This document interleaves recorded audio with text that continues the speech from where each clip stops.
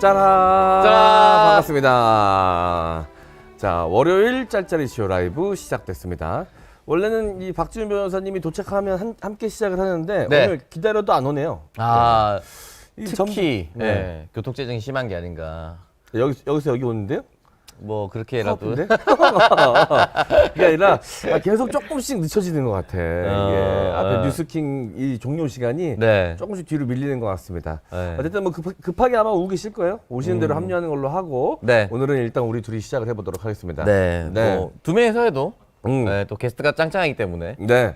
아, 오늘 오시는 게스트분이 아마 네. 다들 알고 계실 텐데 처음 짤짤쇼에 오시는 분이시죠? 짤짤이 쇼는 처음 오셨죠. 네. 다른 방송에서는 몇 번 많이 뵀었고 저도 음. 많이 또 뵈셨죠. 네. 음. 자, 많은 분들 또 팬이 많으시더라고. 네. 이분이. 그래서 오늘도 많은 분들이 좀 기다리고 계실 것 같습니다. 박지훈 변호사님 도착하셨네요. 예. 네. 여러분 동작이 느려졌어요 옛날보다. 예. 저 단추와 다음 단추를 이거 또 아유 또 오늘도 저 난닝구 입고 오셨네 또. 네. 형 오면 소개할게요. 예. 네. 자, 알겠습니다. 오늘도 여러분들은 못 보고 계시겠지만 박지훈 변호사님은 베이지와 화이트의 중간 어디쯤에 있는 런닝구를 또 입고 오셨고요. 뭔가 아저씨들은 저 런닝구를 안 입으면 안 되나 봐요. 네. 저거는 이름을 형 이름으로 져줘야겠어. 컬러의 이름을. 어떤 거요? 아, 지훈 컬러로. 지훈 컬러로. 베이지와 화이트 그 네. 어둠인가. 흰색보다 먼 그러나 베이지에 가까운. 흰색보다 먼 그러나 베이지 나는 그렇게 누렇게. 안녕하세요. 아니, 시작을 하면 좋겠는데 이제 너무 오래 기다리셨잖아요. 안녕하세요.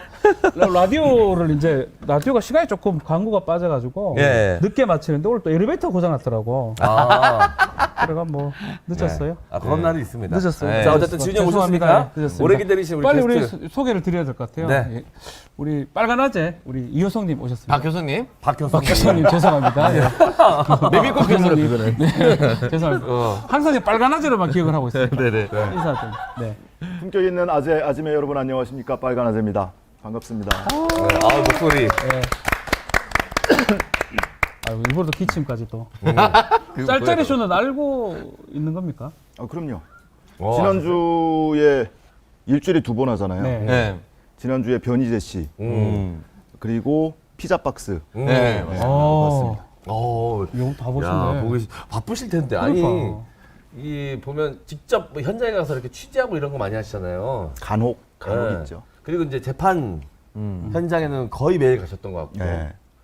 조국 전 정경심 교수님 관련된 재판 거의 다 재판은 가셨습니다. 거의 다 가셨던 것 같던데. 네. 처음 준비기일, 그러니까 공판 준비기일이라는 게 있거든요. 네. 그래서 쟁점 정리하고 뭐 진행 계획 수립하고 이런 건데 준비기일을 5번을 했어요. 그런 경우 많지 않죠, 박 변호사님. 거의 없죠. 네, 예. 5번을 했는데 처음 첫 번째 준비기일을 빼고 모든 재판을 다 방청을 했죠. 예. 2년 반 정도 걸렸어요. 재판이 한 공판을 그렇게 많이 그걸 다 봤습니까? 35차까지인가 했고 증인이 70여 명이 출석을 했는데요. 어. 아이고야. 대단하십니다. 어쨌든 그때 그리고 또 재판이 끝나면 항상 재판 상황을 라이브로 항상 중계를 해주셨던 걸 제가 또 기억하고 있습니다. 저도 종종 봤었거든요. 저도 그 네. 라이브 하는 거 또 저희 같으면 이제 사실은 그 법정에 가면 좋은데 법정에 갈 수 있는 상황이 아니니까 그거 보고 좀 많이 이해도 하고 했던 것 같은데 그래서 어떻게 뭐 총평을 한번 들어보면 좋을 것 같아요. 재판 참여한 정경심 교수 네. 네. 한숨이 먼저 나왔는데 1심이 끝나고 다들 충격이었죠. 네. 징역 4년 법정 구속을 했으니까. 항소심을 하면서는 그래도 조금 희망을 품었어요. 네. 왜냐하면 항소심 재판부는 1심 재판부는 굉장히 그 뭐랄까요, 그냥 대놓고 이거는 결과가 훤히 보인다라고 할 정도로 증인들을 대하는 태도나 공판 진행 방식이 굉장히 좀 일방적이었어요. 그리고 증인들이 많이 억울해하기도 했고 네. 오히려. 근데 항소심 재판부는 상대적으로 굉장히 공평무사하게 진행한다 그런 느낌을 받았는데 나중에 판결 나오고 판결문을 하나하나 읽어보면 1심보다 더 심했습니다. 판결문이 굉장히 잔인하고 네. 검찰보다 더한데 이런 느낌을 받는 판결문이었어요. 그리고 이제 대법원에 갔을 때는 대법원 판결 직전에 대법원 전원합의체에서 굉장히 유의미한 판결이 있었거든요. 네. 정경심 교수 사건에 딱 대입할 만한 이 디지털 증거의 증거 능력에 대한 유의미한 판결이 있어서 95% 이상 이거는 파기환송될 거다 이렇게 다들 생각을 하고 있었는데 그 기대 역시도 좌절됐고 그래서 굉장히 힘이 많이 빠졌었죠. 법정 앞에서 우시는 분도 있고 그랬죠. 저기 조국 장관님 재판도 지금 아직 있잖아요. 네네. 그거는 뭐 어떻게 진행될 것 같습니까? 조국 전 장관이 2019년 12월 31일에 기소됐잖아요. 네. 연말에. 그러니까 2년 반 지났죠. 한 23차까지인가 진행이 됐는데 작년 연말에 1월 초였나요? 그 재판부 기피 신청을 했었어요. 검찰이. 그랬다가 기각되고 또 항고했는데 또 기각되고 그래서 이제 재항고를 포기하고 최근에 이제 재판이 한 5개월 만에 재개가 됐고 이번 주부터 증인 신문이 시작이 됩니다. 그래서 변호인 측 증인 신문이 이번 주부터 시작돼서 10월 15일까지 일정이 잡혀 있고요. 네. 예.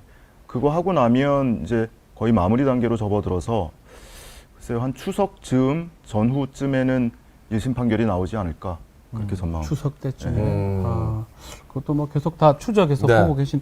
뭐 요새는 그거 말고는 뭐 다른 거는 또 재판 보고 계신 게 있습니까?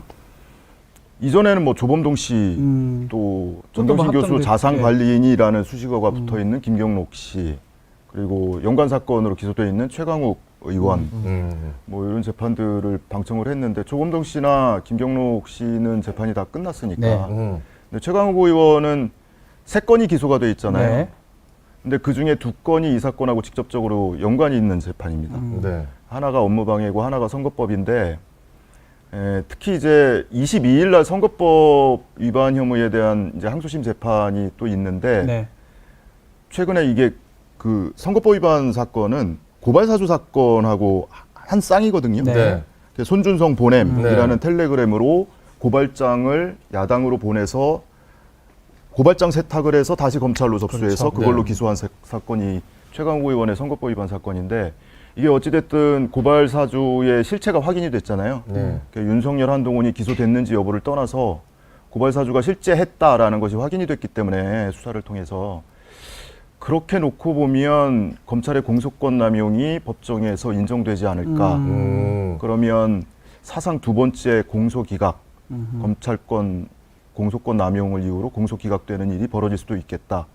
뭐 이런 생각도 하고 있어요. 근데 뭐 여러 가지 재판 과정에서 예상했던 결과가 아닌 결과가 나온 경우 꽤 있었잖아요. 계속 그랬죠. 거의 다. 예, 그래서 많은 분들이 지쳤고 예, 실망했고 그래서 남아있는 재판들도 혹시라도 많은 사람들이 예상하는 바하고는 좀 다른 결과 나오지 않을까라는 우려는 없습니까? 그러니까 예상을 섣불리 못하는 거죠. 음.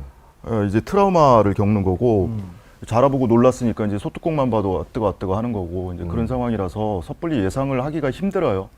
그리고 조금 뭐 기대 섞인 긍정적인 전망을 하면 희망회로 돌린다고 욕하고 네. 예, 그렇다고 다들 지치고 힘든데 부정적인 면만 또 부각시켜서 얘기하는 것도 예의는 아닌 것 같고 그런 상태로 지금 재판이 계속 진행이 되고 있고요.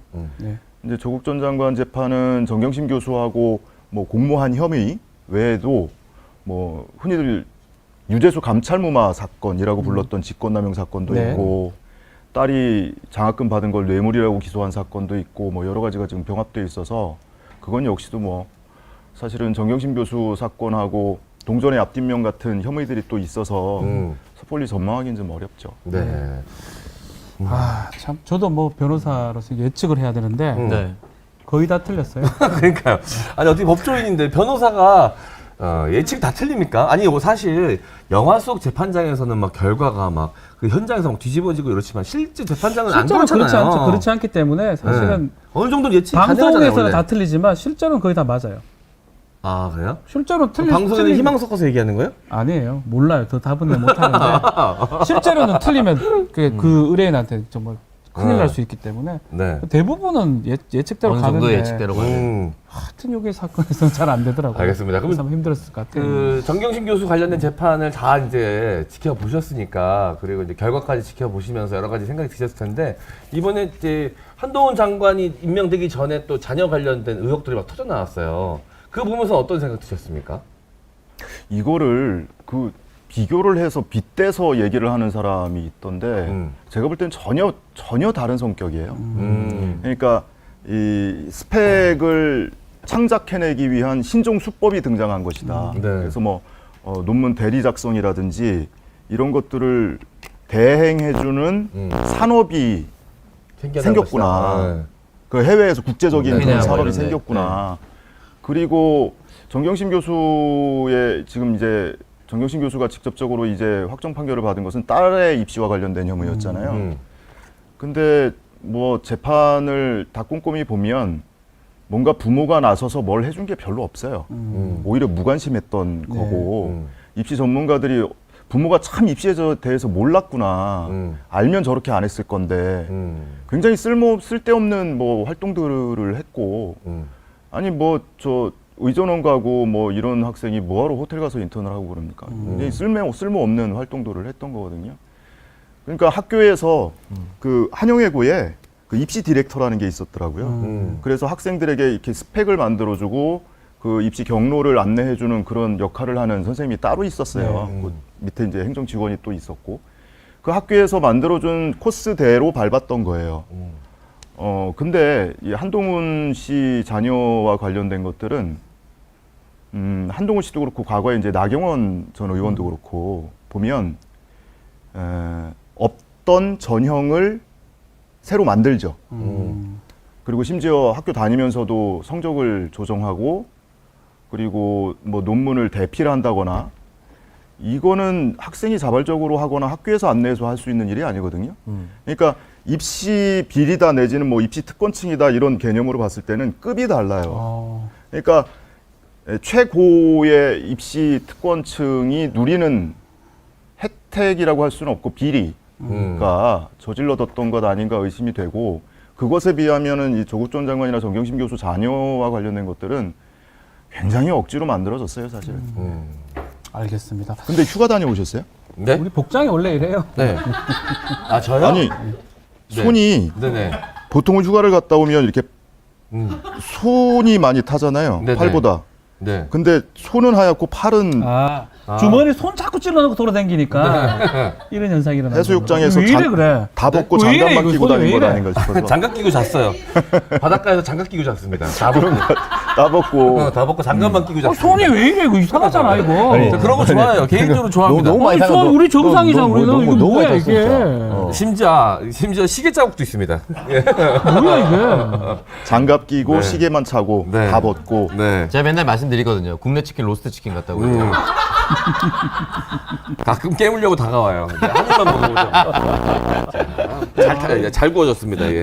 게스트가 오셔가지고 이게 네. 지적을 하셨네. 네, 그러니까. 왜 이러냐고요? 눈에 좀 많이 띄셨나 봐요. 들어오기 전에 저 뒤에서 한참 웃고 있었어요.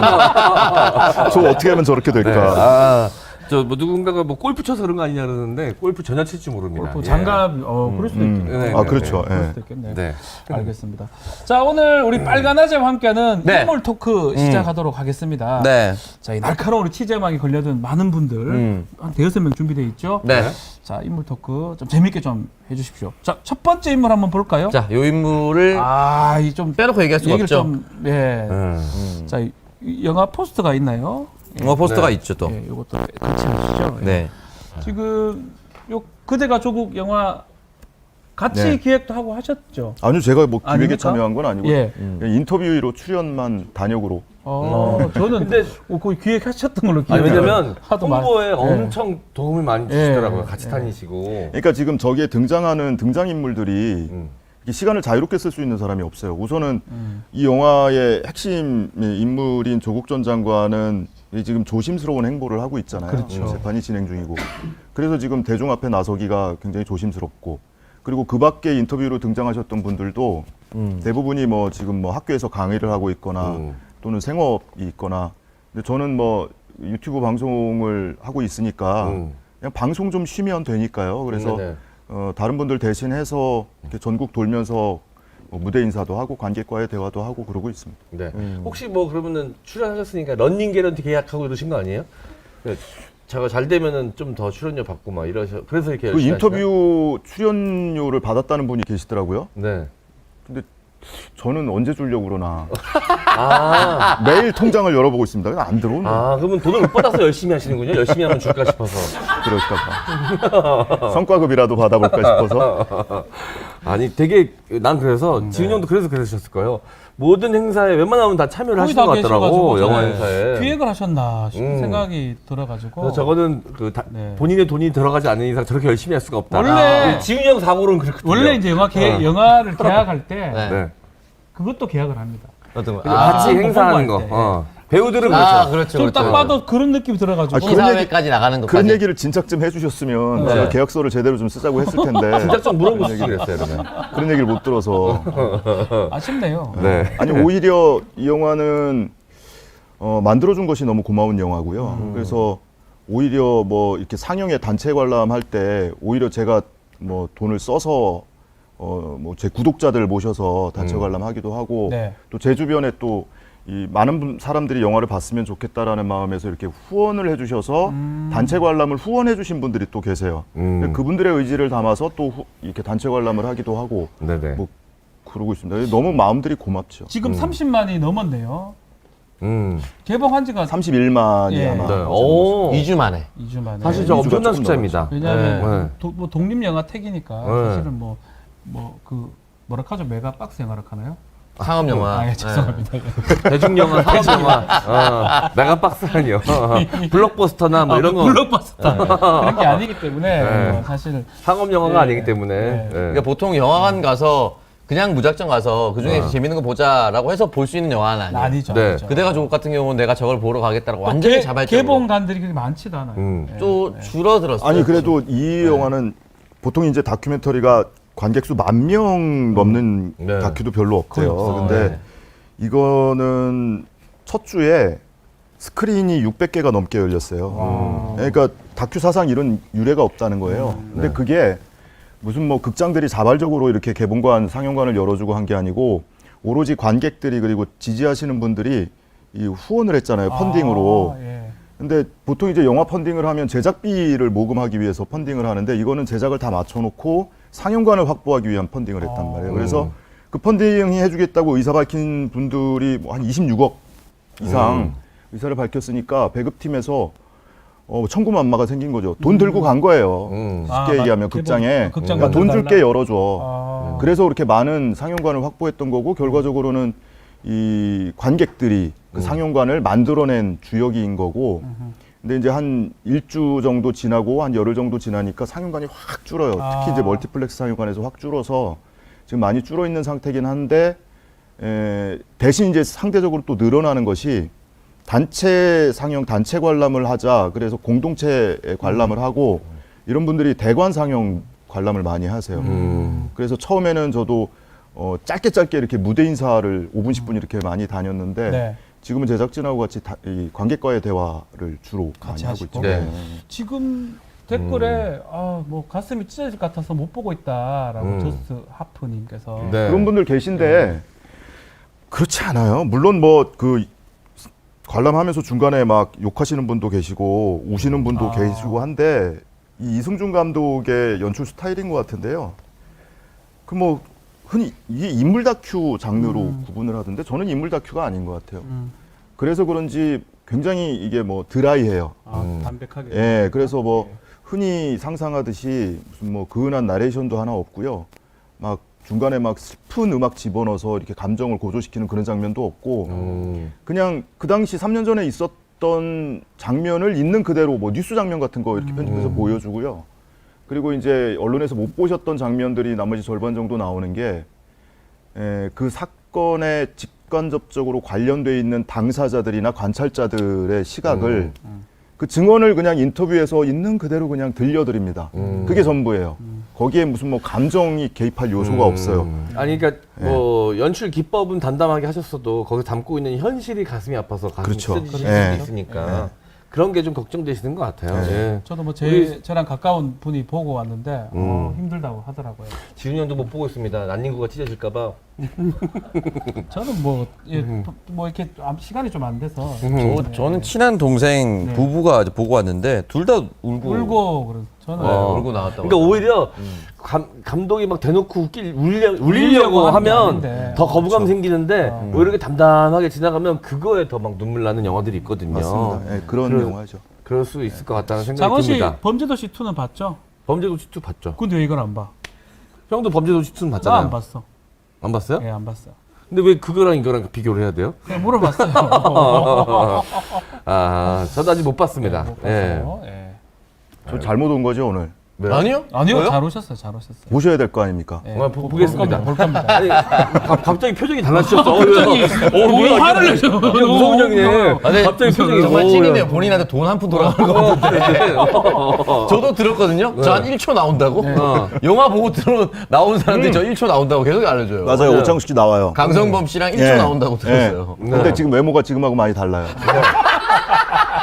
그때 여기 가운데 머리 세우고 다닐 때일 거예요, 아마. 그걸로 키 큰 척 하려고 가운데 머리 이렇게 세우고 다닐 때. 저도 맞나 맞죠? 싶었는데 한 세 번째 보니까 맞는 것 같다. 아. 확신이 가더라고요. 강성범 형님이 예전에 LTE 뉴스에 하던 거 패러디에서 오진 뉴스 네. 그거 할 때 그 화면이 잠깐 삽입됐다는 얘기를 네. 좀 들었습니다. 알겠습니다. 예. 자, 요거 뭐 마지막으로 이 재판을 다 보고 이 그대가 조국 영화도 홍보도 하고 계시는데 그걸 보면서 검찰이나 언론개혁 필요성 뭐 우리가 뭐 많이 얘기를 했었지만 한 번 더 짚어주실 수 있을까요? 제가 자주 인용하는 문구인데 네. 그 김두식 교수의 헌법의 풍경이라는 네, 책이 그 책 있어요. 유명한 책 아시죠? 예. 그 책의 한 문장이 오래 기억에 남는데 헌법은 국가가 언제든지 괴물로 변할 수 있는 위험한 존재로 바라본다. 헌법과 법률의 목적은 흔히 오해하듯이 국민을 통제하는 데 있는 게 아니라 오히려 국가의 괴물화로부터 국민을 보호하는 데 있다. 이런 문구가 있습니다. 네. 국가가 언제든 괴물화될 수 있다는 것이고 폭력성을 띌 수 있다는 거거든요. 근데 이 사건은 그리고 이 영화에 담긴 내용은 국가가 어떻게 괴물화되는지 그 과정을 적나라하게 보여줍니다. 특히 이제 국가 권력 중에 국민을 향해서 행사할 수 있는 가장 물리력이 센 권력이 검찰권이잖아요. 그 검찰권이 이 국민을 향해서 어떻게 악용될 수 있는지 그리고 거기에 언론이 손을 얹으면 얼마나 사건이 심하게 왜곡되는지 그 과정을 적나라하게 보여주는 영화인 것 같아요. 그리고 남은 네. 시간 꼭 보도록 하겠습니다. 네. 자, 다음 사람 한번 볼까요? 네. 네. 빼놓을 수 없는 아이고, 이거 갑자기 나가면 되나? 대통령이 대통령. 대통령으로 갑자기 하면 어떻게 되노? 요새 모자이크 안 하면 욕하시는 분들 많으실 텐데. 예. 아, 대통령 얼굴을 어떻게 이제 모자이크 하긴 좀. 네, 그럼 지훈이 형이 자체 손으로 지훈이 형 다음에 같은 법조인이잖아요. 뭐 그거 뭔 상관?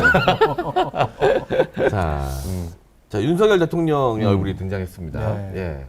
일단은 뭐 그 총평하면 너무 광범위하니까 그냥 최근에 인사 관련된 네, 질문 인사 한번 관련된 드려보겠습니다. 질문. 인사 어떻게 보고 계십니까? 검찰 출신들이 많이 좀 기용이 되고 있습니다. 저는 한편으로 굉장히 큰 패착일 수도 있겠다. 한편으로는 그것까지 대비하고 있다. 이런 느낌을 받았어요. 뭐냐면 기득권이잖아요. 네. 이제 검찰 기득권은 글쎄요, 뭐 기득권의 주류가 된 지 그렇게 오래된 것 같지는 않은데 한국 사회의 기득권이라고 하면은 뭐 경제 권력도 있고 그리고 뭐 언론 기득권도 있고 많은 기득권이 있는데 지금 사실은 금융인이 또는 경제인이 과거에는 앉았던 그런 장차관급 자리나 네. 요직을 검찰들이 지금 다 장악하고 있잖아요. 그러면 그 기득권 사이에도 분명히 어느 한 구석에 부글부글 끓고 있을 것 같아요. 네. 금융감독원장 검찰 검사 수사고. 출신 임명하는 걸 보고 저도 깜짝 놀랐는데 어디선가 부글부글 끓고 있을 것이다. 그래서 지금은 집권 초기라 별 말이 안 나오고 있지만 어느 순간 딱 계기만 만들어지면 기득권 내에서 이 공격이 있을 수도 있겠다. 그런 생각도 들고 한편으로는 금감원장을 지금 장악을 네. 해놓으니까 금감원장이 이 뭐 경제가 됐든 뭐 기존의 기득권층을 통제하는데 매우 유용한 수단이 될 거거든요. 그런 측면으로 보면 또 한편으로는 그것까지 예상하고 대비를 해놓은 건가? 뭐 이런 생각이 들기도 하고 그렇습니다. 어쨌든 기가 막히죠. 기가 막히죠. 뭐 잘했다는 뜻은 아닌 거죠 지금. 본인 입장에서는 잘하고 있다고 생각하죠. 본인 입장에서 잘한 것이다. 그러니까 잘한- 지금 정권이 보수 정당으로 넘어갔는데 네. 이게 보수층이 집권한 거라고 저는 생각 안 해요. 윤석열 대통령이 뭐 언제부터 보수 인사였습니까? 한동훈 장관이 언제부터 보수 인사였어요? 보수층이 집권하거나 기득권층이 집권한 것이 아니고 검찰이 집권한 거죠. 네. 그래서 검찰 독재, 검찰 공화국, 검찰 제국 이런 얘기가 나오는 거죠. 지금 말씀대로라면 국민의힘이라는 이제 정치 집단이잖아요. 네. 보수 정당인데 그거랑 또 다르게 간다 이렇게 보신다는 거네요. 그렇죠. 오. 윤석열 대통령이 국민의힘 입당한 지 얼마나 됐습니까? 그리고 많은 사람들이 유력하게 추론하는 것이 윤석열 검찰총장이 예. 국민의힘에 가서 대선 후보가 되겠다라는 포부를 품은 것은 얼마 안 되고 그전에는 민주당의 대통령 후보가 되고자 하는 욕심이 있었던 것 아닌가 이렇게 추론하고 있잖아요. 그러니까 자기를 받아주는 곳 또는 자기 지지가 나오는 곳을 자연스럽게 그냥 따라간 것이지 뭐 보수 인사라고 저는 생각 안 합니다. 그러면 그래도 이제 그 보수 지지층들의 강력한 또 지지를 받으면서 대통령이 당선이 되셨잖아요. 다 속은 거죠. 네. 어느 순간 그러면 그게 분리가 되는 작업이 이루어질 거라고 있을 거다. 보십니까? 예, 있을 수 있다고 생각해요. 그 지금 검찰 편중 인사 난맥상을 보면서도 그런 느낌이 드는데 어느 순간 그 안에서 그러니까 뭐 민주개혁 진영에서 공격을 해서 뭐 하기 이전에 그 기득권층 안에서도 분명히 분열이 있을 거다. 그렇게 전망이 돼요. 와. 그 맥락상 지금 변희재 씨가 지난주에 나왔었는데 그랑 비슷한 거네요. 변희재 씨하고 저하고 통하나요? 똑같아요. 이 자리에 앉았었죠. 두 분 그 자리에 앉았는데 네. 맥락은 똑같았어요. 아마 몇몇 분야에서는 네. 변희재 씨가 훨씬 더 강경합니다. 아, 자존심 상했어. 자존심 상했어, 지금. 아니에요. 아니요. 왜냐면 빨간 라제님이 절대 말씀하지 못하는 부분까지 변희재 씨는 얘기하고 네. 왔습니다. 1년 안에 끌어내는데 이런 발언은 네. 빨간 라제님 아무도 못할 아무도 발언이거든요. 못하는 발언이기 때문에. 빨간 아재, 거긴 시뻘건 아재. 농도로 따지면. 농도로 따지면. 네. 검붉은. 건불건 아세요? 실제 저 사진이 검은색 붉은색이네. 아, 그러네요. 네. 아, 이 얘기 나와서 말인데, 이 질문 엄청 많이 들으실 거예요. 왜 빨간 아재냐고. 그리고 지금 처음에 이제 국힘당 지지자분들도 착각하고 들어오셨다가 화들짝 놀라신 분들 많이 계실 것 같아요. 질문이 진부하기는 한데 네.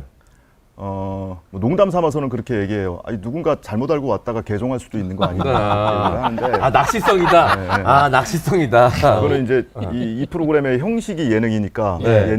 예능용이고 실제 다큐로 받으면 제가 회사 그만두고 유튜브를 하겠다라고 마음을 먹었고 제가 하고 싶은 얘기를 하다 보면 누군가는 와서 댓글에 빨갱이라고 쓸 거다.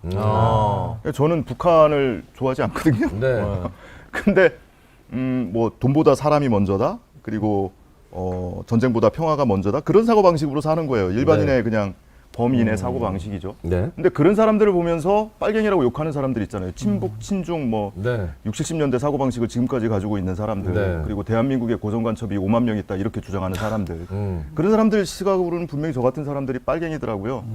근데 그런 사람들 시각에 내가 그런 사람이 빨갱이라고 비춰진다면 나는 자랑스럽게 그냥 빨갱이 할게. 뭐 그냥 그런 의미예요. 그리고 이게 지금 특정 정당이 빨간색을 쓰고 있으니까 그런데 그게 몇 년이나 됐습니까? 그렇죠. 언제부터 빨간색이 그들의 전유물이었어요? 그렇지 않잖아요. 그래서 빨간색은 죄가 없다. 네. 뭐 그런 의미로 그냥 여러 가지 의미에서 빨간색. 아 오히려 치고 나가는 전법이군요. 반대로. 네. 그래서 굉장히 처음에 예상은 했는데 예상 이상으로 오해들을 많이 하더라고요. 극우 채널인 줄 알았다. 지금도 아마 계실 거예요. 지금 계속 다 파란 하재로 바꾸라고 자꾸 하나제. 그래서 못 아니, 바꿔요. 실제로 제가 폴을 했었어요. 채널을 바꾸려고 네. 했는데 제일 많은 의견이 파란하제였고 파란하제로 이 그 채널 디자인도 다 준비를 해놨었어요. 근데 자존심 상하는 거야. 지는 것 같은 거야. 그래서 정면 승부하자. 네. 그래서 그냥 고수를 한 거죠. 만약에 파란하제로 바꿨으면 지금쯤 구독자가 TBS보다 많을 수도 있죠. 왜 웃어요? 인정합니다. 왜 웃어요? 아 뭐 본인만 웃긴 포인트가 있으시나 왜? 왜 웃어? 뭐라 합니까 우리가? 우리 인정한다고요. 혼자 말씀해 놓고 민망하셨나 봐.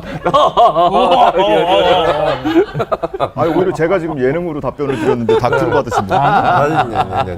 이강택 대표도 예능으로 받았을 거예요. 자 다음 인물 네. 한번 볼까요? 아유 또 김건희 씨, 김건희 여사 나왔네요. 대통령 배우자 김건희 씨 영부인으로 계속 불러달라고 하지 말라니까. 네. C로 불러달라고 그랬었던가요? 그러니까 배우 영부인 김건희 여사 아니고 영부인 김건희 씨인데 그냥 김건희 여사로 하겠습니다. 네, 네. 논란이 되니까 또. 자, 지금 또 오늘인가요? 오늘 봉화마을 지금 가서 권양수 여사 만난다고 하긴 하더라고요. 네. 그 어떻게 보십니까? 뭐 활동을 하지 말라 하는 게 안 좋다라고 여론조사 많이 난 것 같은데 60대 31이더라고요. 내조에 집중해라. 네, 내조만 하라. 근데 그게 중도층하고 보수층에서도 뭐 50% 60%가 넘더라고요. 네. 그러니까 이제 이유는 다를 거예요. 내조에 집중하라는 이유가. 특히 보수층은 불안하니까. 네, 불안하니까. 중도층은 조금 다른 결일 것 같고 불안하니까 그러는 건데 지금 뭐 신발 사고 빵 사고 뭐 극장 가서 팝콘 먹고 뭐 이러고 있잖아요. 네. 아마 그냥 그냥 단견에는 그 유럽의 정상들 보면 뭐 자전거 타고 출퇴근하고 마트 가서 장 보고 이러잖아요. 애 안고 다니면서. 네. 그거 흉내내고 싶은 건가? 아. 근데 유럽의 이 정치 환경과 우리나라의 정치 환경은 너무 다르잖아요. 우리나라는 아직도 뭐예요? 그게 적대적인 군사적으로 적대적인 관계에 있는 나라가 있고 그런 상태에서 이제 경호에 철저할 수밖에 없고 그런 환경이 있는데 그거를 다 무시하고 하니까 뭐 빵 사러 갔는데 뭐 교통 통제하고 어제는 영화관 갔었다고 그러더라고요. 극장에서 팝콘 그 네. 뿌락한가 그거 봤다 하더라고요. 근데 제가 알기로 그 영화관에 같은 시간에 네. 조국의 시간을 상영하고 있었어요. 그러면 옆관에서는 사람들이 분노를 억눌러 가면서 눈물을 흘리면서 그 영화를 보고 있는데 예. 그 옆관에서 둘이 배우자 데리고 가서 팝콘 먹고 데이트하는 걸 사진을 찍었다고요?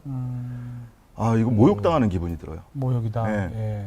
지금 울컥하는데 음. 굉장히 모욕당하는 기분이 듭니다. 그럼 앞으로 활동을 좀 더 할 것 같습니까? 어떻습니까? 하겠죠. 계속 밥 먹는 그런 건 나올 재미 것이다? 붙인 것 같은데요? 재밌나 네. 보다. 재미 붙인 것 같아요. 일단 뭐 굉장히 언론에서는 일단 굉장히 우호적인 태도를 계속 보이고 그러니까 셀럽화하고 있잖아요. 네, 좋은 기사만 계속 써주니까 사실 뭐 김건희 씨 입장에서는 뭐 안 할 이유가 없죠. 그러니까 연예인 취급당하고 뭐만 해도 있잖아요. 다 좋은 기사가 나오니까. 이제 한 달 남짓 됐는데 허니문 기간이라고 해서 뭐든 흔히 말해서 이제 좋게 평가를 해주는 기간이라서 그런지 몰라도 단 하나의 비판 기사가 좀 없다. 저는 뭐 지난주에 대통령이 성수동에 빵집 가서 일대가 또 마비가 됐거든요. 네. 그러니까 직접 가는 것도 중요한데 그 일대가 마비돼서 시키면 안 돼, 사오라고? 그러니까 사실은 사고라고 시키는 게 저는 그게 맞지 맞지 않나? 않을까. 그리고 직접 가는 것을 뺑 터뜨리야, 동선을 그거야. 노출하는 게 안 될 것 같은데. 보안상도 안 좋지 되죠. 않아요. 저는 이제 그거는 제가 아는 경호나 보안 상식하고는 좀 안 맞다는 생각도 들기도 하고요. 네. 그러니까 유럽 정상들 하는 거 보면은 좀 부러웠나 봐요. 이게 하면 이렇게 보기도 좋아 보이고. 근데 그 이 경호 시스템이라든지 예.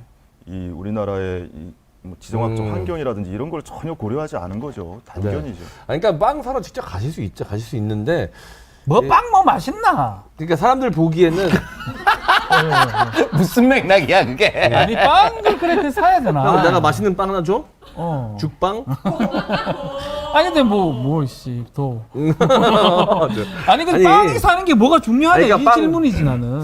직접 사러 가실 수 있죠. 그런데 이제 문제는 이 앞에 행보들과 연관지어서 생각할 수밖에 없잖아요. 그러다 보니까 뭔가 보여주기식 저렇게 좀 약간 빵도 직접 사러 가는 그런 이렇게 소박한 모습 이런 걸 연출하려고 그런 게 아닌가라고 그런 거죠. 의구심이 드는 분들이 많은 거죠. 그 사진 일부만 언론에 주고 더 네. 많은 사진은 또 본인이 직접 만들어 달라고 찍으시니까 했던 팬클럽에 공개를 하고 그리고 뭐 신발이 완판이 됐네, 뭐 옷이 완판이 됐네 이렇게 연예인처럼 취급을 당하니까 거기 재미 붙인 것 같아요. 근데 디올 신발은 위험하죠. 완판이 안 된 것 같더라고요. 네? 디올 신발은 비싸니까. 완판이 안 된 것 같아요. 비싸잖아. 아니 그러니까 비싸니까. 저는 뭐 김건희 여사께서는 뭐 뭐든 할 수 있다고 생각했는데 나는 언론의 행태가 좀 마음에 안 드는 거예요.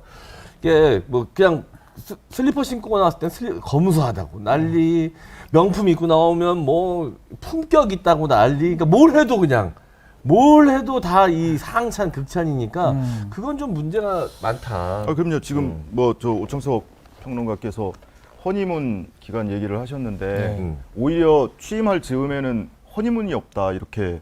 왜냐하면 뭐 용산 이전부터 해서 네. 오히려 취임 전부터 비판을 받는 대통령, 퇴임하는 대통령보다 오히려 지지율이 낮은 대통령. 골든 크로스. 네, 그래서 이거 허니문이 없다 이렇게 평가를 했었는데 지금 이 언론이 보도하고 있는 행태는 저는 허니문이라서 이렇게 보도하는 거 아니라고 생각해요. 그냥 동업자 관계인 것 같아요. 그래서 동업자다. 네. 비즈니스다. 보통은 이제 대통령 선거 취임하고 나면 한 6개월 정도는 허니문 기간 둔다. 예. 언론계에서 네. 이제 불문율처럼 예, 그렇게 예. 작동하고 있는데 이건 굉장히 오래 갈 거고 다만 특정 시점에 굉장히 힘이 빠지는 시점이 올 거다. 그때는 또 태도 돌변해서 사납게 물어뜯겠죠. 또 이제 기자 출신이셔서 그 이쪽 뭐 언론계에 대해서 또 그 얘기를 하긴 하더라고요. 뭐 변희재 씨 얘기는 아닌데 이번 정권은 검찰과 언론이 합작해서 만든 정권이다. 라고 그쵸? 얘기를 하긴 하더라고요. 네, 그렇죠. 언론이 이 윤석열 검찰총장 시절부터 이 보도했던 걸 보면 그냥 한 몸이었어요, 한 몸. 아, 네, 한 몸이었다고 저는 생각을 하고 그래서 지금도 동업자 관계라고 생각을 합니다. 동업자다. 언제 동업자 깨집니까? 그러니까 힘 변희재 빠질 때 씨는 12월까지 깨진다고 하던데요. 건진법사하고 아마 친하면 알 수도 있는데 네. 건진법사 전화번호를 몰라서. 네. 근데 건진법사가 요새 돈 엄청 비싸다고 하더라고요. 다 맞추잖아요. 아 그거 네. 한번 전 보고 이런 게 그런 소문이 있더라고. 아니, 저는 상담을 안 받아봐서 아니 모르겠는데. 유명해지신 건 사실이니까 유명해진 건 그분이 무슨 일을 했는지 모르지만 유명해졌잖아요 어쨌든 간에. 그러면 뭐 그런 것들이 다 가격에 녹아 들어가 있을 수 있죠. 그렇죠. 네. 근데 김건희 씨 조사받고 있는 것도 몇 개 있는데 지금 거의 다 가만히 있어요. 예를 들어서 뭐 그 허위 그것도 있고 허위 학력도 있고 있고. 뭐 또 오히려 그거 수사했던 검사들이 지금 줄 사표 내고 있잖아요. 그러니까 그 박 부장이나 뭐 이름 뭐 까먹었는데 그 사람들 왜 또 사표 냅니까? 안 물어봤는데요. 안 물어봤어요. 네. 아 모르는 건 모른다고 하시는 분이에요. 모르시네요. 모르는 건 모른다고 하시는 지어내시지 않네. 네. 잘 그냥 지어내시는 뭐, 분들도 계시거든요. 물어보면 지어내요. 몰라도. 막 네. 자기 만나왔다 거짓말하는 사람 있는데 모른다. 우리도 네. 모르죠. 알 수가 없습니다. 네. 추론만 할 뿐이죠. 네. 가족 수사한 거가 본인이 나중에 걸림돌이 될 것이다. 뭐 이렇게 음. 판단했을 가능성도 있겠죠. 그렇죠. 두 사람이 그만뒀어요. 그 박순배 부장일 거예요. 음. 형사부장이랑 차장검사, 아니 부부장 검사 둘이가 이제 그만뒀는데 네. 지금은 부장 됐는데 그만뒀는데 그만둘 이유가 없는데 그만둔 것 같아요. 일신상 이유를 들었는데 그 사람들 둘이가 좀 조사했던 사람들입니다. 그러다 보니까 네. 논란이 되고 있는 상황이고 그 이후에 지금 언론에 김건희 씨 또 그 장모 문제는 보도된 바가 거의 없습니다. 조사도 그 안 되는 것 같기도 하고. 변호했던 사람들이 지금 중용되고 있잖아요. 그 조상준 변호사는 지금 기조실장, 국정원 기조실장으로. 지금 사실 국정원의 핵심입니다. 이완규 변호사도 그렇고. 네. 이완규 네. 변호사는 이제 법제처장이 됐죠. 네. 네. 그러니까 그 내밀한 내용을 다 알고 있는 변호사들이잖아요. 네. 뭐 측근이고 그런 사람들이 이제 중용하는 거죠. 네. 영부인께서 너무 오래 서 계셨네요. 좀 쉬시게 좀 내려드리죠. 예. 피곤하시겠다. 아유, 예. 너무 이렇게 이제 정우 씨가 오래 저걸 들고 세워두고. 있으니 판넬을 네. 들고 있으니까 음. 계속 시선이 절로 가요. 판넬로. 아니, 쉬시라고 힘드네. 그래서 쉬시라고 좀 네, 해드렸습니다. 팔에 시선을 이렇게 해놓을까요? 그러면 계속 박지훈 변호사 볼 수 있게? 팔에 경련이 왔다면서 그래요? 이럴 때 효자성표가 자연스러웠어요. 네. 네. 자, 효자손 큐입니다. 네. 땡큐. 자, 요즘 무릎이나 허리, 어깨가 뻐근하고 또 결려서 힘든 우리 11년들 많죠. 네. 주목하십시오. 아플 땐 참지 말고 이 효자손 큐 초록 잎 홍합 크림 발라보시길 바랍니다. 효자손 큐 크림 관절에 좋다고 널리 알려진 뉴질랜드 초록잎 홍합 4가지 특허 성분을 더해서 피부 깊숙이 침투되는 근본적인 개선 효과가 있습니다. 네. 한 끝에. 자, 시중에는 단순 온열 효과가 많게 뜨거워지기만 하는 그런 스포츠 크림이 대부분이라고 합니다. 네, 효자손 큐는 바른 부위가 따갑지 않고 적당한 쿨링감과 함께 이제 뻣뻣했던 곳이 풀리면서 한결 수월해지는 느낌이 오래 간다고 하고요. 네. 건조해지면서 가려운 피부나 울긋불긋한 피부에도 효과가 좋아 부모님 효도 선물로 딱 좋은 제품이라고 합니다. 네, 동봉된 체험본 먼저 써보시고 효과를 못 느끼시면 100% 환불해드린다고 하니까 부담 없이 주문해서 일단 사용해 보시고요. 검색창에 베니아몰 검색 또는 0505-820-0888, 0505-820-0888로 전화 주시면 됩니다. 네. 지금 1+1 행사 진행하고 있고요. 짤짤이쇼 구독자라고 메모를 남겨주시면 무료 체험분을 2배로 보내드리고 있으니까 배송 메시지에 꼭 짤짤이쇼 구독자라고 잊지 말고 남겨주세요. 네, 전 이거 완전 중독자가 됐습니다. 음. 이게 먹어요? 너무 좋은 게 먹진 않죠. 일단 근육통에 바르면 너무너무 효과가 빠르고 좋고요. 멍 빼는데 진짜 최고야 이게. 이게 멍도 빠지나? 여기 저 그때 이게 그때, 멍 많이 들었었거든요. 네. 종아리에. 예. 제가 취미 생활로 이제 오토바이를 타는데 이제 그때 당시만 해도 이제 좀 미숙해가지고 막 여기저기 멍이 좀 많이 들었어요. 근데 이거 바르면 없어? 진짜 금방 빠져 멍이. 네, 그래서 깜짝 놀랐어요. 그래서 야 이게 특별한 성분이 좀 있나 이 멍 빼주는 그 정도로 근육통과 멍 빼는 데는 여기 이거만한 게 없습니다. 초록이 홍합이 들어가 있거든. 네. 초록 잎 홍합. 네. 초록이 홍합. 네. 홍합이 약간 검정색인데 이 초록 입이 초록이야. 네.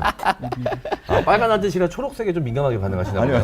보색이라 그런가? 아니 어떤 건가 이렇게 상상하느라고. 홍합인데 초록 입이에요. 홍합. 초록잎 홍합. 네, 초록잎 홍합.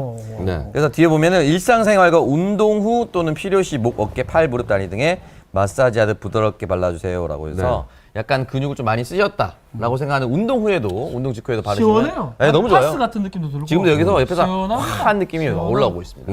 그런 느낌이고. 요게 초록이 홍합이죠. 네. 초록. 아, 초록 색깔. 저희 하나 가져가십시오. 이 껍질이 초록색이 있네요. 네. 빨간 그러니까 되게 이 색깔 배색이 우리 빨간 아저씨랑 비슷하세요. 보면 제품 색깔은 파란색이야. 파란색인데 근데 들어가 있는 건 초록이 홍합이야. 여기도 같은 편이야. 속은 파란데 겉은 이제 이름은 빨간 아저씨잖아요. 그러니까. 네. 일부러 파란색 입고 왔어요. 네. 자, 그러니까 이거 하나 드릴 테니까 네. 가서 한번 꼭 써보시기 가져가 쓰시기 바라겠습니다. 바랍니다. 빈 걸 주시려고 그래요. 네네. 이거 하나. 내용물을. 내용물. 네. 잘 쓰겠습니다. 아주 새거 시원할 좀 확인하고 겁니다. 드리겠습니다. 제가 그래서 선물이 새거 새거 새거 맞네. 새거 맞네. 네. 쓰십시오. 저 테이프 잘 발라놨어 우리가. 자, 그거 쓰시면 됩니다. 마지막 인물이죠. 자, 인물 토크 계속 이어가겠습니다. 마지막 인물입니다. 이분은 네. 어떨죠? 네. 자, 하나, 둘, 세트. 자, 법무부 장관이죠. 한동훈 법무부 장관. 음. 어때요? 자, 이제 누군지 다 아셨으니까 쉬시라고 하시죠. 예. 다 아셨으니까 자, 이제. 한동훈 장관 지금 뭐 여러 가지 얘기들 많이 나오고 있습니다. 지금 뭐 인사 검증 조사단인가요? 뭐 만들기도 하고 어제는 또 뭐 촉법소년 연령 낮추기도 하고 뭐, 네. 뭐 얘기들 많이 나오고 있습니다. 지난주에 유시민 전 이사장 네. 그 재판이 있었어요. 네. 선고가 있었는데 벌금 500만 원 선고됐죠. 한동훈 명예훼손했다고. 근데 그 재판을 방청을 가면서 무슨 생각을 하면서 갔냐면 검찰이 징역 1년 구형했거든요. 네. 근데 유시민 전 이사장이 명예훼손을 했다는 것은 당시에 노무현 재단 계좌를 누군가 들여다보고 통지 유예를 했는데 그게 대검 반부패부로 가능성이 높아 보인다. 뭐 이런 정도 추론을 얘기했단 말이에요. 네. 근데 그것 때문에 한동훈 명예훼손이라고 고발당해서 재판을 받는데 판사가 과연 어떻게 판결을 할까를 생각을 하다 보니까 그 판사도 포함을 해서 고위공직자 인사검증 권한을 한동훈 씨가 갖고 있는 거 아니에요? 한동훈 장관이. 오. 그러면 그거 판결을 하는 판사가 그 원고격인 원격격인. 네. 네. 한동훈 장관의 인사검증을 받아야 하는 거예요. 더더군다나 그 검사가 판사의 인사검증을 한다. 이것도 뭔가 좀 앞뒤가 안 맞는 것 같고 네. 그래서 과연 재판부가 앞으로 사법부가 이거 공정성이나 독립성을 유지한 채로 이 관련 사건들 판결을 할 수 있을까 굉장히 걱정이 되더라고요. 그래서 사실은 무죄 나와도 아무 이상할 것이 없는 사건이라고 저는 생각을 했는데 네. 벌금 500만 원 선고하길래 아, 우려가 현실화되나 이런 생각도 하고 그랬습니다. 실제로 뭐 그게 작동한지는 알 수는 없지만 어쨌든 간에 가능성은 있는 거잖아요. 그럼요. 이제 대법관들도 다 이제 어쨌든 인사검증 조사는 법무부에서 지금 하도록 돼 있기 때문에 헌법재판관도 하죠. 헌법재판관도 이번 전원 교체 이번 임기 내 전원 거의 다 교체 바뀝니다. 네. 거의 그래서 예. 그런 것들이 작동할 가능성 있다라는 게 우리 빨간 선생님. 그럼요. 네, 뭐 가능성이 매우 높다. 매우 높다. 네, 매우 높다. 아, 그 아니 사람이라면 그렇지 않겠습니까? 내 인사검증을 하는 사람이 원고 또는 피고다.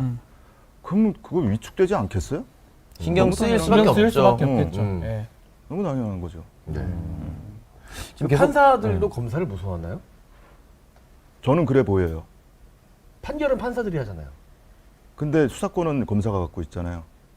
그리고 아무리 사실은 판사여도 검찰에서 한 수사 내용은 무시할 수는 없으니까. 그럼요. 그렇죠. 그리고 실제로 뭐 그걸 뭐라고 표현하든 간에 판사 사찰 문건이라는 것이 확인이 됐고 당시 검찰총장이 관심을 갖고 있었던 정치적 사건을 맡고 있는 법관들에 대해서는 뭐 심지어 뭐 가족관계까지 털고 취미가 뭐였는지 뭐 누가 언제 뭐 늦게 출근했었다 뭐 이런 것까지 조사를 해가지고 다 문건화 시켰잖아요. 네. 겁나지 않겠습니까? 형은 그럼 지금 변호사지만 다시 한번 기회를 주고 법조인으로서 판사할래 검사할래는 뭐 합니까? 검사, 검사? 특수부 검사. 특수. 판사할래 검사할래는 뭐 합니까? 저는 법사. 법사. 법사가 제일 높아. 그것이 제일 높네. 제일 높네. 굉장히 현명하네. 기아자, 그건 너무 세니까 빼. 밸런스가 무너지잖아. 역시 자본주의의 맛. 그건 너무 세니까 빼. 법사는 복채 요즘 시가로 맞습니다. 네. 그렇게 따지면 나는 여사 할 거야. 제일 높은 사람 할래 나 그럼. 검사 위에 법사, 법사 위에 여사. 여사롭지 않은 멘트. 네. 네. 그 검사 할래 판사 할래? 저요? 검사하겠지. 저 검사하겠죠. 검사하시겠어요 판사 하시겠어요? 만약에 지금 현 상황에서 검사 판사 아니 근데 바로 검사를 해야 재미가 나오는 거 아니겠어요? 그러니까 우리가 이렇게 우리가 호응을 안 가이드를 해도 지금 다 나만의 만들어서- 가이드를 만들어 놨잖아요. 아니 안 그래도 이렇게 진지하게 하면 우리가 장난친 사람들이 바로 처음에 질문하면 또 노잼할 것 같아서 두 명 깔아줬잖아요 제가.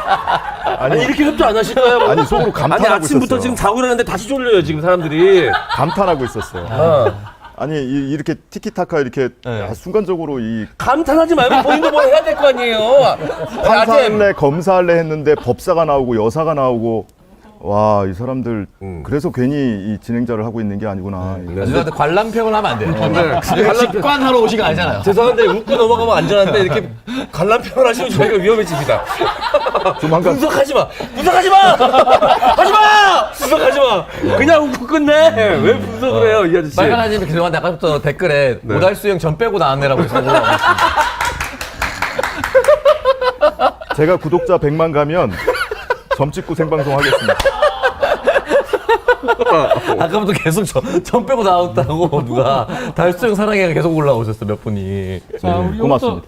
이혜리님은 빨간아재 채널 구독 지금 했다 그러네요. 보수인 줄 알고 일부러 보지도 않고 구독도 안 했다고 얘기를 하네요.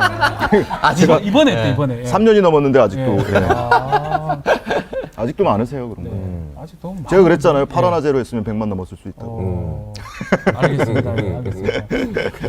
예. 네. 아이고 뭐 검사 그걸 왜 물어봤어요? 아니, 그러니까 어. 실제로 그만큼, 많은 사람들이 사실 판사가 옛날에는 이제 더 높다고 생각할 수 있는데 우리나라 현실을 보면 사실 검사가 더 권력이 막강해 한 보이는 6, 거죠. 70년대 검판사라 그랬거든. 그러다 다시 어. 판검사 하다가 앞으로는 또 검판사 갈 것 같아. 어. 변호사는 항상 제일 밑이고 판검사라고 계속 불러왔었는데 판사가 좀 더 높다고 우리가 근데 언어적으로 그게 보면 바뀔 것 같아요. 전국 어딜 가나 이 법원 옆에 검찰청사가 검찰청이 같이 다 있죠. 있잖아요. 아마 이 건물 높이 가지고도 굉장히 신경전할 싸웁니다. 거예요. 예, 맞습니다. 근데 법원이라는 것은 3권 중에 하나의 입법부인데 검찰은 법무부의 외청이잖아요. 그렇죠. 근데 입법부랑 지금 자기들이 사법부, 동급이라고 사법부. 사법부랑 동급이라고 이렇게 스스로 위세하면서 다니는 거거든요. 근데 사실 이 행정조직 편제상 말이 안 되는 거잖아요. 말이 안 행정부의 법무부의 외청인데. 사법부는 그거 자체로 음. 동등하다고 봐야 되는데 네. 행정부하고.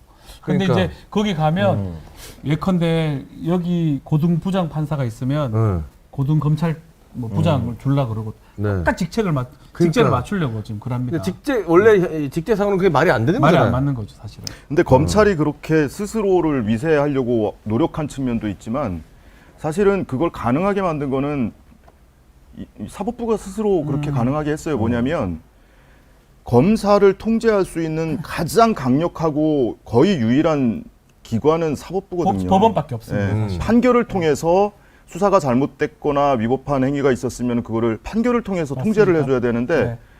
실제 재판을 보면 아니 우리 같은 일반인이 봐도 증인의 뒤통수만 보는 사람 입장에서도 야 검찰 조사실에서 어떤 그 윽박지름이 있었구나 어떤 사건 왜곡이 있었구나라는 게 너무 훤히 보여요.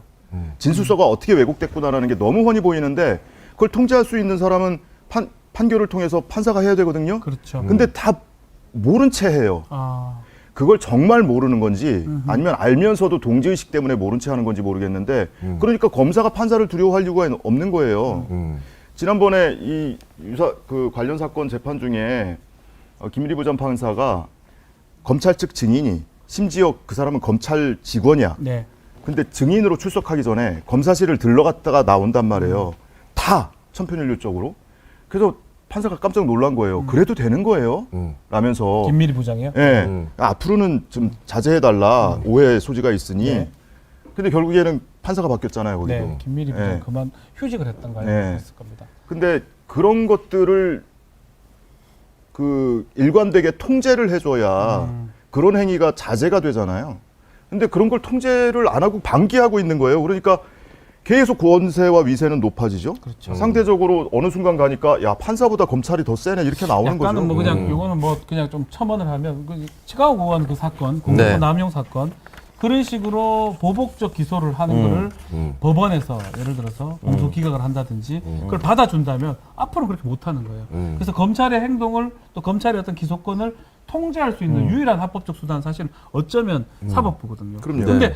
거의 안 하고 공소권 남용 이론이랑 우리 공부는 계속 하고 있는데 이제껏 딱 한 번 있었어 유성 그 사건 때 보복 기소 사건. 보복 기소했을 때 그거 말고는 한 번도 없었거든요. 그거 예. 그 사건을 기소했던 라인이 이두봉 지검장 이두봉 아닙니까? 지검장인데 아마 검찰총장이 될 수도 있는 잘 나가고 사람이죠. 있잖아요 예. 지금. 검찰총장 될 수 후보군으로. 있습니다. 이두봉 대전지검장이죠. 예, 지금. 그 사건 판결 나던 날 국정감사가 있었어요. 네. 그래서 몇몇 의원들이 뭐 김용민 의원이라든지 최강욱 의원이 당사자한테 사과해라.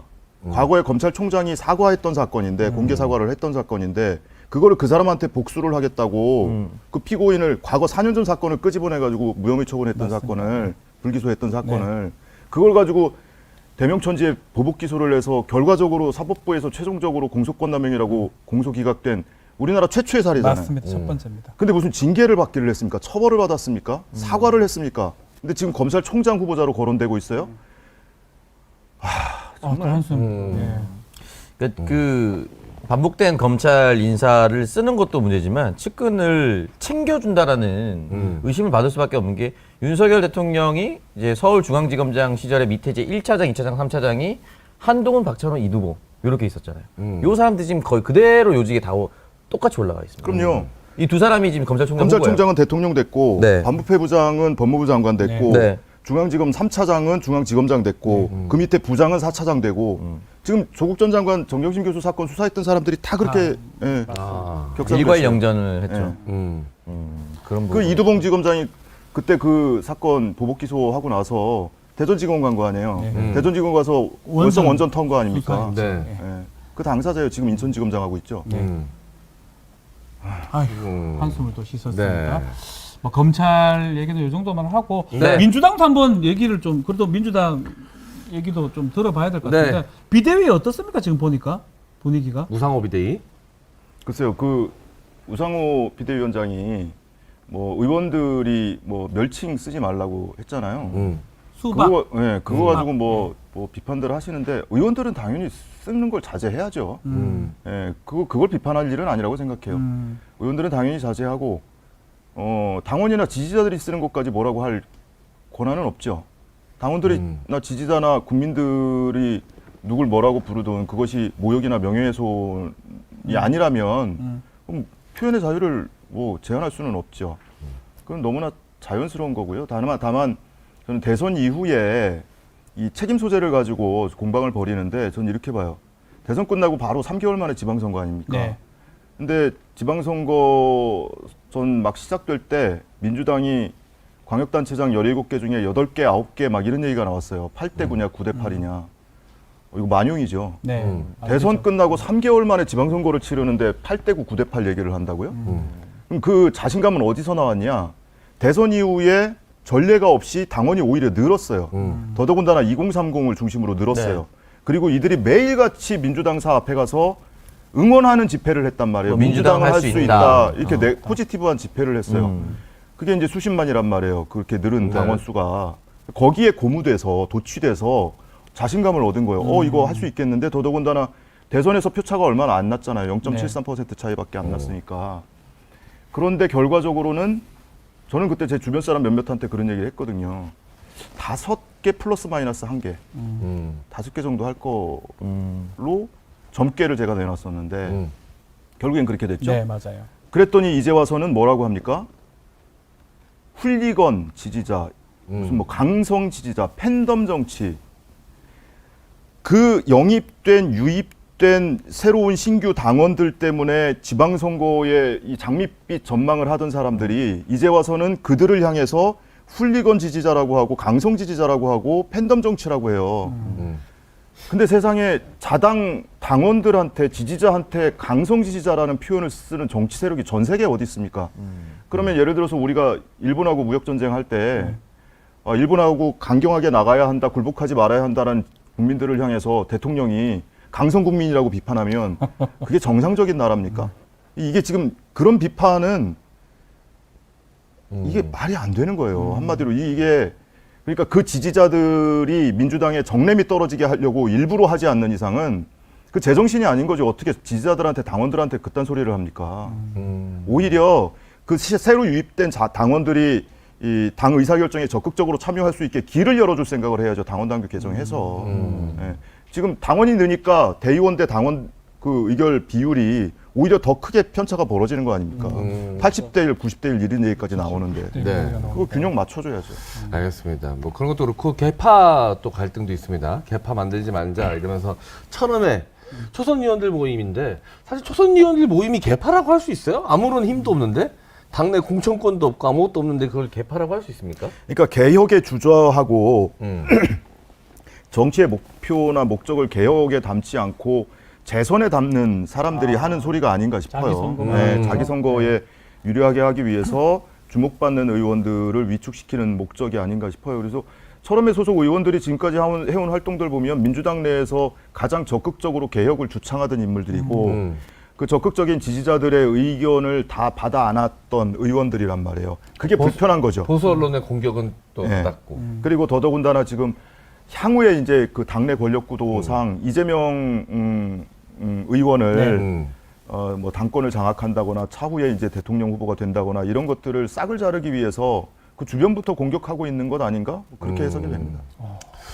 그렇습니다. 전 아까도 얘기했지만 저는 개파라 그러면 뭐 수장이 한 명이 있고 그 수장이 어느 정도 좀 이제 당 내에서 힘을 갖고 있어서 공천권에 어느 정도 영향력을 좀 행사할 수 있고 그래서 자신의 이 당권을 좀 가져가면 어느 정도 이런 모습이 좀 갖춰져야 개파 같은데 저는 처음에는 그냥 개혁적 같은 성향을 가진 개혁적 성향을 가진 그 의원들의 모임이지 개파라고 하는 건 맞지 않다고 그럼요. 저는 그리고 보여집니다. 저는 최강욱 개인적으로. 의원을 오히려 당내 의원 중에 공격하는 사람이 있던데 지금 아까 말씀드린 것처럼 지금 최강욱 의원이 받고 있는 세 개의 이 재판 중에 특히 선거법 위반 사건은 고발 사주가 실체가 확인됐잖아요. 그렇죠.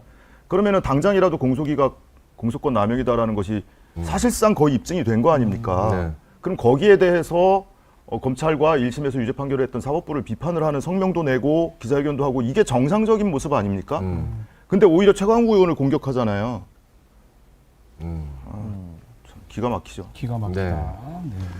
알겠습니다. 오늘 참 다양한 이야기를 빨간아재님과 빨간아재님이 네. 네. 좀 이렇게 화도 나셨고 또 재밌는 얘기도 하셨고 인물별로 네. 화두별로 또. 네. 네. 자, 이 마지막에 들어와가지고 빨간아재님을 모르는 보수 유튜버가 와가지고 민주당 비판하는 줄 아시겠어요? 네. 예. 저희가 지금 보수 유튜브 많이 불렀거든요. 짤짤에서. 왜냐면 얼마 전에 변희재 씨도 왔다 갔기 예. 때문에 충분히 이렇게 오해하실 같은 수 맥락으로 있습니다. 본 것 예. 같아요. 예. 변희재 2 변투. 시리즈로 가는 거예요? 네. 자, 우리 빨간아재님 마지막으로 이제 시간이 다 됐는데 우리 시빌리언이라고 하거든요. 우리 네. 청취자분들한테 시청자분들한테 말씀 한번 부탁드리겠습니다. 짤짤이도 그렇고 시빌리언도 그렇고 참 발음하기가 굉장히 네. 조심스러운 발음인데 다 좀 그렇습니다. 예. 당당하게 하십시오. 네, 편안하게 하십시오. 네. 11년 여러분, 지금 시점에 제가 드릴 수 있는 말씀은 저는 그 방송을 지금 한 달째 제대로 못 하고 있어요. 이 영화 개봉 소식 그러니까 그때가 때문에 못 하고 영상이 이렇게 있는데 옛날만큼 자주 안 올라오더라고요. 예, 앞으로 좀 한두 달 더 갈 것 같고요. 아까 댓글처럼 뭐 너무 그 열받을까 봐 못 보고 있다 이런 분 계세요. 네. 그렇지 않습니다. 그럴수록 보셔야죠. 음. 그러니까 뭔지 모르고 열받으시면 되겠습니까? 뭔지 제대로 알고 보셔야죠. 그리고 이 영화가 개봉된다는 소식이 알려지니까 누군가 그러더라고요. 무슨 다큐를 하냐. 온 국민이 3년 동안 다큐를 지켜봤다 이런 얘기 하시는데 그 3년 동안 지켜본 다큐 맞습니다. 근데 그것은 절반만 지켜본 거예요. 왜 언론이 절반만 보도를 하고 있었으니까. 나머지 절반을 이 영화가 아주 압축적으로 담고 있어요.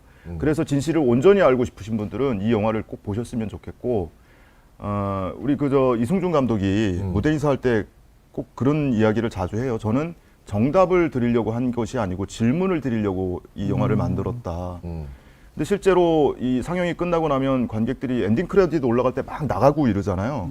근데 이 영화는 상영이 끝나면 다들 우두커니 앉아 계세요. 뭔가 질문을 하고 계신 것 같아. 어라?